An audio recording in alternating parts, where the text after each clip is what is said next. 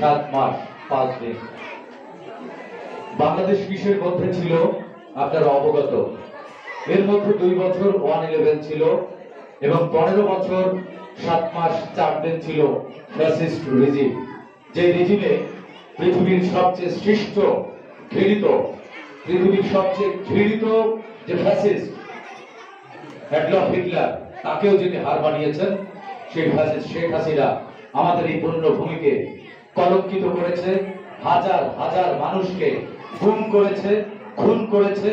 চারি টুপি দেখলেই তাকে জঙ্গি তকমা দিয়ে জেলের অন্ধকার প্রকোষ্ঠে পুড়েছে। সর্বশেষ উন্নয়নের দোহাই দিয়ে আমাদের কষ্টার্জিত টাকা লুট করে বিদেশে পাচার করে এখন তারা বিদেশে পালিয়েছে।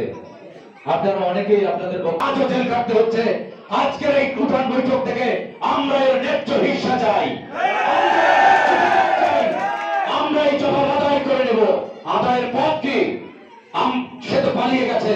আদায়ের পথ একটি, আমরা আমাদের অধিকার ফেরত চাই। সেই অধিকার ফেরত চাওয়ার একটাই পথ, সেটি হচ্ছে নাগরিক হিসেবে এই রাষ্ট্রের সাথে আমার যে সম্পর্ক, আপনার যে সম্পর্ক, এই আমার সামনে যারা বসে আছেন, যারা আসতে পারেননি, যারা বাড়িতে আছেন, সবার একটাই দায়িত্ব, একটাই যোগসূত্র। একটি রাষ্ট্রের সাথে তার জনগণের সম্পর্ক স্থাপিত হয় ভোটের মাধ্যমে। ভোট ছাড়া রাষ্ট্রের সাথে জনগণের কোনো সম্পর্ক নেই। প্রত্যেক 5 বছর পর পর এই একটি ভোটের মাধ্যমে জনগণ রাষ্ট্রের সাথে সম্পর্ক রিনিউ করে নেয়। সুতরাং গত 15 বছর ধরে এই জনগণকে রাষ্ট্রের সাথে সম্পর্ক রাখতে দেওয়া হয়নি। আগামীতে যে জাতীয় সংসদ নির্বাচন সামনে আসছে, ফেব্রুয়ারি মাসে হবে ইনশাআল্লাহ, সেই নির্বাচনে আমরা আমাদের নাগরিকত্ব রিনিউ করে নেব। আপনারা কি বলেন? রিনিউ করবেন? রিনিউ করবেন? রিনিউ করবার একটাই পথ, সেটি হচ্ছে এই নির্বাচনকে নির্বিঘ্ন, অবাধ, সুষ্ঠু এবং অংশগ্রহণমূলক হতে হবে, হতেই হবে।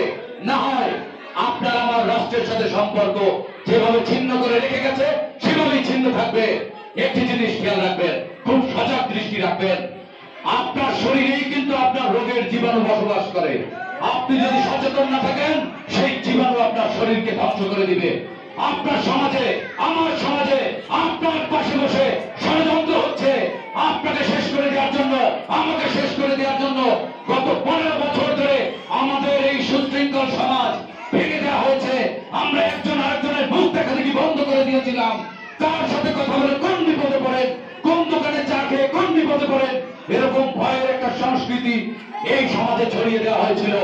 আপনারা মনে করে রাখেন, আজকে থেকে 3 বছর আগেও আজ এইভাবে আপনারা বসতে পারেননি, এইভাবে কথা বলতে পারেননি। আপনার শরীর, আপনার মনের চাপা ক্ষোভ আরো চাপা পড়েছে। ছাই চাপা পড়া আগুন জুলাই গণ অভ্যুত্থানের মধ্য দিয়ে চলে উঠেছে। তছনছ করে দিয়েছে, রক্ত তাও ফুটে গিয়েছে। আজ এই বাংলাদেশ জনগণের, আপনার আমার বাংলাদেশ। সেই বাংলাদেশে আমরা অবশ্যই আমাদের অধিকার আদায় করে নেব। আপনারা বলেছেন আপনাদের এলাকায় রাস্তা নেই, দুঃখিত, আমার এলাকায় রাস্তা নেই, ব্রিজ নেই, শিক্ষা প্রতিষ্ঠান নেই। সবচেয়ে লজ্জার, সবচেয়ে দুঃখের, আমি লজ্জিত, আমি ব্যথিত এবং দুঃখিত। এই যে কিশোর, এই এক কিশোর বলেছে খেলার মাঠ চাই, অথচ এই খেলার মাঠে খেলে আমি বড় হয়েছি। আজকে সেই খেলার মাঠটি খেলার উপযোগ্য নয়। এটি রাজনৈতিক কারণে লোকেরা শহর থেকে বন্দর, নগর থেকে মহানগর সর্বত্র ফুটে উঠেছিল। আমি এ মাটির সন্তান, আমিও আপোষ করিনি। আমি কথা বলেছি, আমি প্রতিবাদ করেছিলাম বলে ওই ফ্যাসিস্ট শেখ হাসিনা 2024 সালের 21 জুলাই প্রকাশ্য মাইকে ঘোষণা দিয়ে 23 জুলাই আমাকে গুম করে ফেলে।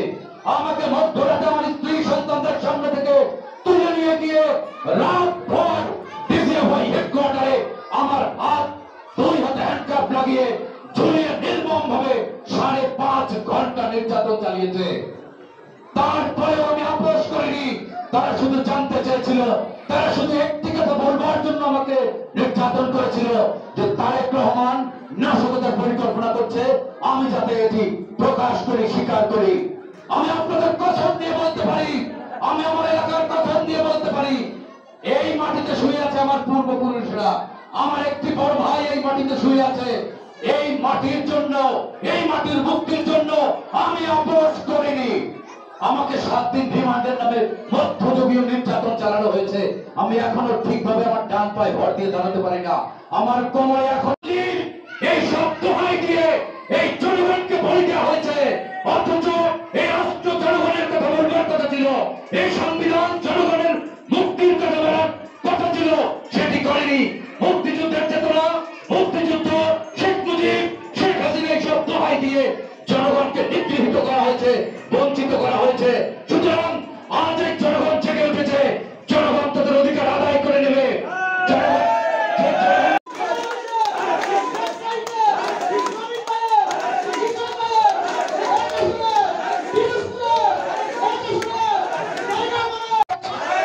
জনগণের বাংলাদেশ, যে বাংলাদেশ জনগণের, সে বাংলাদেশ আপনার দল, গণতন্ত্রে বিশ্বাসী দল, জনগণের প্রতি শ্রদ্ধাশীল দল, বাংলাদেশকে শান্তি সমৃদ্ধিতে প্রতিষ্ঠিত করার দল বাংলাদেশ জাতীয়তাবাদী দল।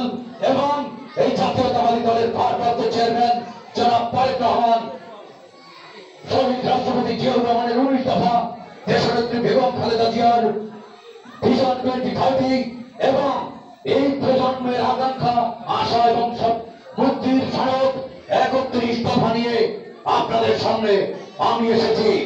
আমি আমার জন্য ভোট চাই না, আমি ধানের শীষের জন্য ভোট চাই। আমার মতো আরো 4-5 জন এই বিরোধপুরে ভোট চাইছে। আমরা সবাই ধানের শীষের কর্মী, ধানের শীষের সৈনিক। ধানের শীষের জন্য আপনাদের কাছে দোয়া চাই, তারেক রহমানের জন্য দোয়া চাই, দেশনেত্রী বেগম খালেদা জিয়ার জন্য দোয়া চাই। এই 5 জনের কারোর সাথে কারোর কোনো বিভেদ নাই, এখানে কোনো গ্রুপিং নাই। আমাদের দলের নির্দেশ মানুষের কাছে যেতে হবে।